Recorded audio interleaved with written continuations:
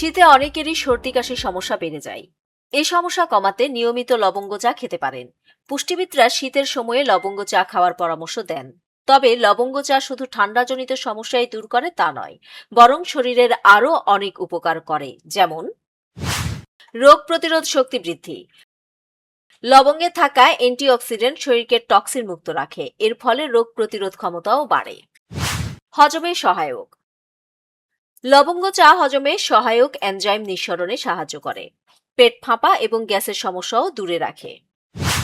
দাঁতের ব্যথায় লবঙ্গে থাকা ইউজেনল মারি দাঁতের ব্যথা কমাতে সাহায্য করে। এছাড়া মুখের ভেতরে থাকা খারাপ ব্যাকটেরিয়া দূর করে লবঙ্গ চা। ফুসফুসের স্বাস্থ্য। বুকে দীর্ঘদিন ধরে জমে থাকা সর্দি পাতলা করতে সাহায্য করে লবঙ্গ চা। নিয়মিত এই চা খেলে ফুসফুসে ভাইরাস ব্যাকটেরিয়া সংক্রমণও কমে। ওজন কমায়। লবঙ্গ চা অন্ত্রের জন্য ভালো, বিপাকহার বৃদ্ধি করতে সাহায্য করে এই পানীয়, যা ওজন কমানোর জন্য জরুরি। ক্যান্সার রোধে।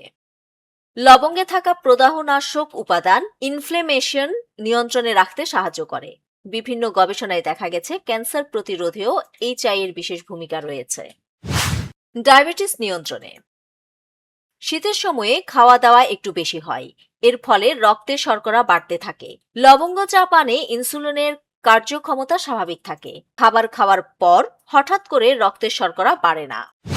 কিভাবে বানাবেন লবঙ্গের চা? 1 কাপ ফুটন্ত পানিতে 1 চা চামচ গোটা লবঙ্গ দিয়ে 15 মিনিট ফোটান। তারপর আঁচ বন্ধ করে চায়ের পাত্র ঢাকনা দিয়ে রেখে দিন আরও 5 মিনিট। এরপর ছাঁকনির সাহায্যে ছেঁকে নিন। হালকা গরম থাকতে এই পানীয় খান। চাইলে এর সঙ্গে লেবু এবং মধুও মিশিয়ে নিতে পারেন।